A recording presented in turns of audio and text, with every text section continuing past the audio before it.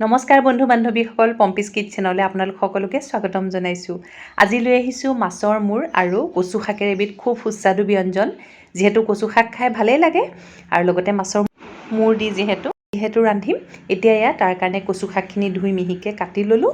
এটা কুকাৰত এইদৰে মই কচু শাকখিনি অকণমান বইল কৰি ল'ম। যিহেতু খজুৱাব পাৰে, অকণমান বইল কৰি পানীখিনি পেলাই ল'ম। মই কুকাৰত এইদৰে কচু শাকখিনি দি তাতে পানী দি এতিয়া ঢাকনখন লগাই এটা চিটি মই অনাই ল'ম।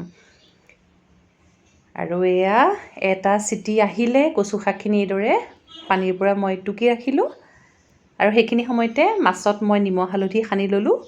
আৰু লগতে অকণমান বিলাহী মিহিকৈ কাটি ল'লোঁ, পিঁয়াজ কাটি ল'লোঁ, অকণমান আদা নহৰু ল'লোঁ, কেইটামান জলকীয়া ল'লোঁ। এতিয়া এখন কেৰাহীত এইদৰে মিঠাতেল দিলোঁ আৰু তাতে মাছৰ মূৰ কেইটুকুৰা ভাজি লৈছোঁ। আচলতে খুব বেছি কাৰাকৈ নাভাজোঁ, অকণমান ভাজি ল'ম। আৰু এইদৰে কচু শাক আৰু মাছৰ মূৰৰ ব্যঞ্জনবিধ খাবলৈ খুব সোৱাদ ভৰা হয়। যিহেতু থলুৱা খাদ্য, ইয়াৰ গুণাগুণো বহুত বেছি। কচুত বহু পৰিমাণে আইৰণ পোৱা যায়, খাব লাগে। মাছৰ মূৰ ভাজা হৈ গৈছে। এতিয়া মই কাঢ়ি ৰাখিম। আৰু এতিয়া সেইখিনি তেলতে অকণমান এটা শুকান জলকীয়া আৰু কেইটামান লগতে পাঁচফোৰণ দিছোঁ। আৰু অকণমান পকা জলকীয়া 2-3টামান মই ইয়াতে দি দিছোঁ। অকণমান ৰঙচুৱা হ'বলৈ দিম। আৰু লগতে মিহিকৈ কাটি লোৱা পিঁয়াজ দিছোঁ। আৰু অকণমান আদা নহৰু এইদৰে থেতেলি ল'লোঁ, দি দিছোঁ।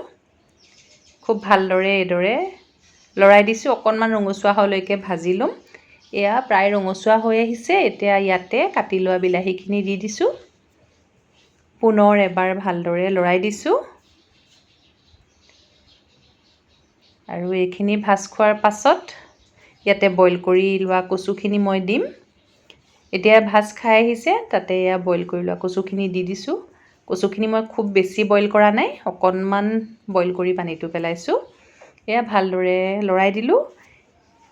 ইয়াতে মই হিচাপ অনুসৰি হালধি দিছোঁ আৰু জোখ অনুসৰি নিমখ আৰু অকণমান জালুক গুড়ি দিম। যিহেতু জালুক গুড়ি দিলে ফ্লেভাৰটো খুব ভাল লাগে আৰু খাবলৈও সোৱাদটো আচলতে দুগুণ হৈ যায়।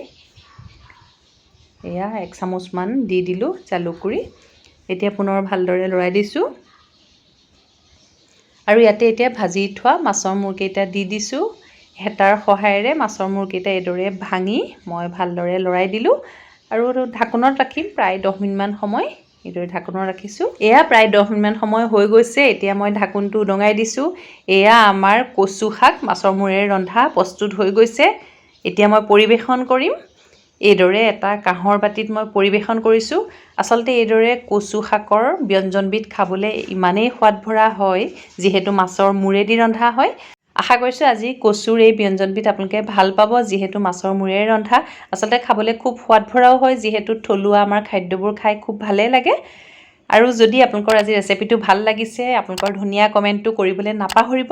আৰু লগতে মোৰ চেনেলটো ছাবস্ক্ৰাইব কৰিব, কাষতে থকা বেল আইকনটো প্ৰেছ কৰি দিব। মোৰ নতুন ভিডিঅ'ৰ ন'টিফিকেশ্যনবোৰ পাই থাকিব। আজিলৈ আহোঁ, ধন্যবাদ।